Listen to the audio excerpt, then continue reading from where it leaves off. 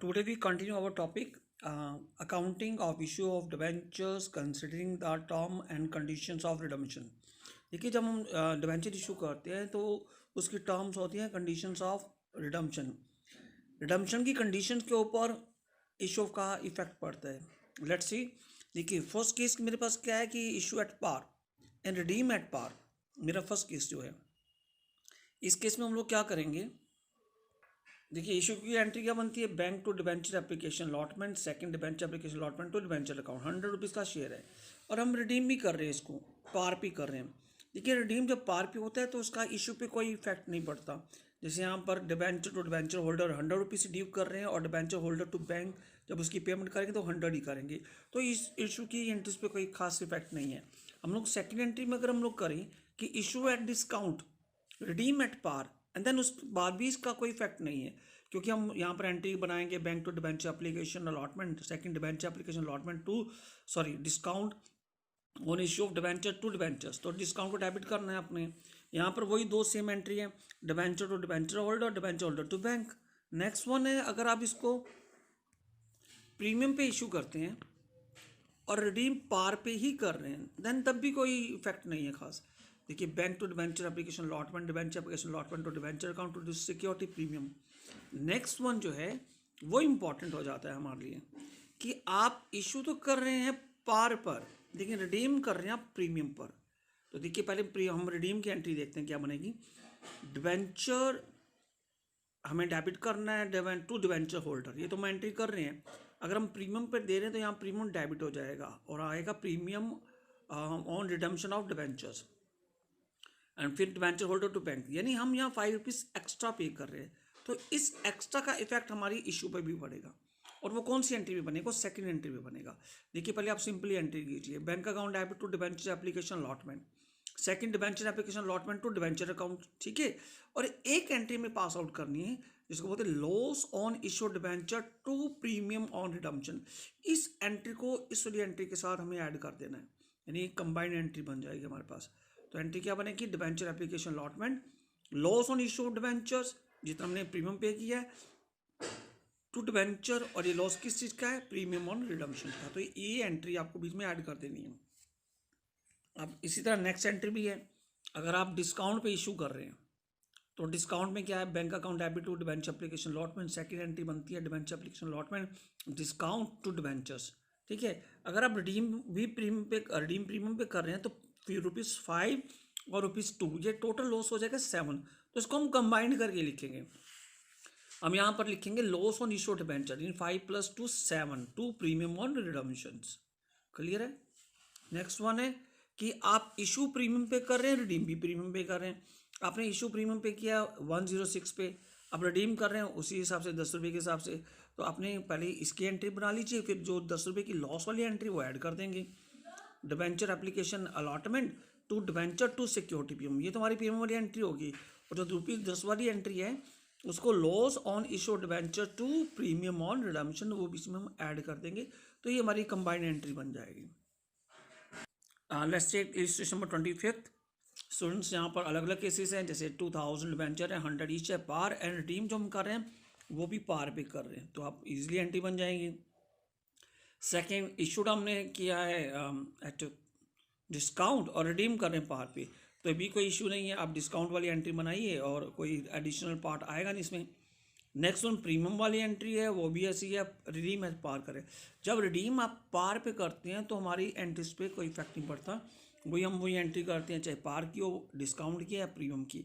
लेकिन अगर हम प्रीमियम पे रिडम्पशन कर रहे हैं तो उसका इफेक्ट इशू पे पड़ता है. नेक्स्ट वन है 2000 12% डिबेंचर 100 ईच एट पार, लेकिन रिडीम कर रहे हैं 5% प्रीमियम पे. जो 5% प्रीमियम में वो हमारी एंट्री बनेगी loss on issue debenture to premium on redemption. देखिए फर्स्ट 3 केसेस तो हम लोग हमारे पास सिंपल है, लेकिन फोर्थ केस में जब हम आएंगे तो उसमें क्या आएगा, पहली एंट्री तो bank to debenture application allotment, जो इफेक्ट होगा वो सेकंड एंट्री पे होगा. हम क्या कर रहे हैं 12% debenture application allotment to debenture account 2 lakh का 2 लाख, और जो 10,000 का लॉस है उसको हम दिखाएंगे loss on issue of debenture to premium और रिडम्पशन. बस इस एंट्री को सेकंड वाली एंट्री के बीच में ऐड करने, इन कंपाउंड एंट्री बना देनी है. नेक्स्ट वन है आप इशू तो कर रहे हैं डिस्काउंट पे लेकिन रिडीम कर रहे हैं प्रीमियम पे, तो देखिए इशू हमारा 2% पे है 2 लाख का, 4,000 का लॉस ये है, रिडीम जो प्रीमियम वो 10,000 है, टोटल हो गया 14,000। इस 14,000 को हमने loss on issue debenture and to premium और रिडम्पशन करेंगे। देखिए डिस्काउंट को अलग नहीं लिखना क्योंकि वो भी लॉस है और ये भी लॉस है, तो टोटल लॉस ज्वाइंट हो जाएगा हमारे पास। नेक्स्ट वन है कि आप इशू करें प्रीमियम पे 2 लाख का 2,10,000 में, तो पहले सिंपली इसकी एंट्री बनाइए। फिर debenture application allotment to debenture to security premium, हमने 2,10,000 की एंट्री कर ली है। लेकिन जब हम रिडीम कर रहे हैं तो 10% प्रीमियम पे कर रहे हैं, 10%, और 2 लाख का 10% कितना हो गया 20,000। इसको बुलाएंगे loss on issue debenture to premium और रिडम्पशन। स्टूडेंट्स हमारा नेक्स्ट टॉपिक है इंटरेस्ट ऑन डिबेंचर्स।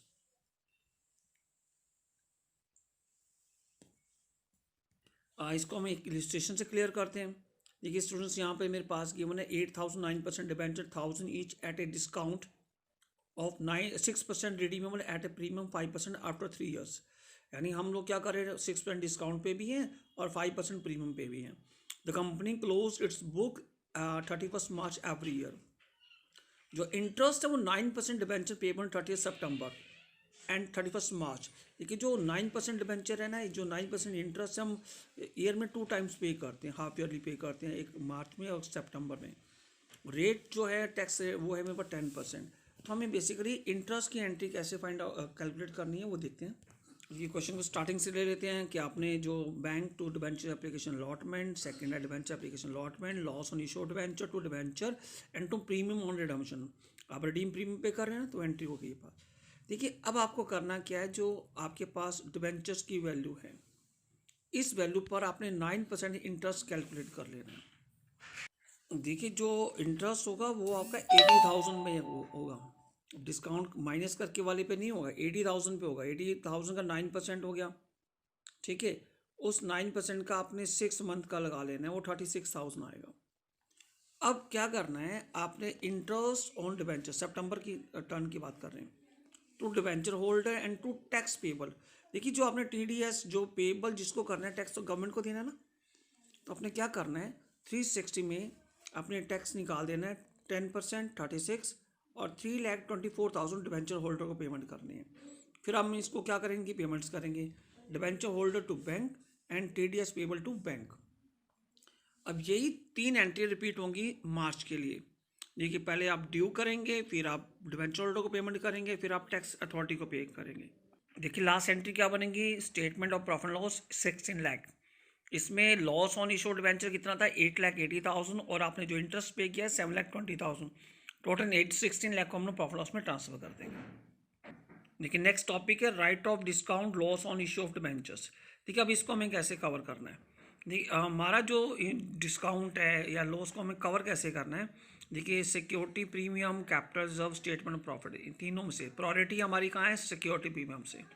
देन फिर कैपिटल रिजर्व है, लास्ट है प्रॉफिट लॉस। हम लोग इन तीनों लॉसेस को कवर करेंगे। देखिए टॉपिक जो है मेरे पास जो क्वेश्चन है 30th 20,000 6% debenture 100 each at a discount 4% redeemable premium 5% after 3 years और the amount was payable as follow. आप एप्लीकेशन ले रहे हैं, बैलेंस अलॉटमेंट पे है। फर्स्ट कंप्यूटर हैज़ बैलेंस हमारे पास जो है 50,000 इन सिक्योरिटी प्रीमियम में है, रिजर्व में है, एंड 1 लाख जनरल रिजर्व में और प्रॉफिट लॉस में 75,000 है। हमें इसकी जनरल एंट्रीज पास आउट देखते हैं। फर्स्ट एंट्री क्या है, bank to debenture application allotment application, second debenture application to debenture account 50 multiply अपने 20,000 जो कर लेना वो 10 लाख रुपीज़ हो गया। नेक्स्ट वन है अलॉटमेंट, फिर आपने loss on issue of debenture करना है। क्यों करना है, क्योंकि आपको पता है कि एक तो 4% डिस्काउंट है और 5% प्रीमियम पे है, to debenture and to premium on redemption. Next allotment balance जो हम लेंगे बैंक टू डिबेंचर अलॉटमेंट, और फिर हमें क्या करना है, देखिए जो लॉस है उसको हमने कवर करना है। और लॉस को कवर कैसे करेंगे, ये आएगा पहले सिक्योरिटी प्रीमियम, जिसमें आपके पास 50,000 का अमाउंट है, जर्नल रिजर्व, एंड जो बैलेंस होगा वो हमें प्रॉफिट लॉस से ले लेना है 30,000, और हमारा 180 का लॉस कवर हो जाएगा।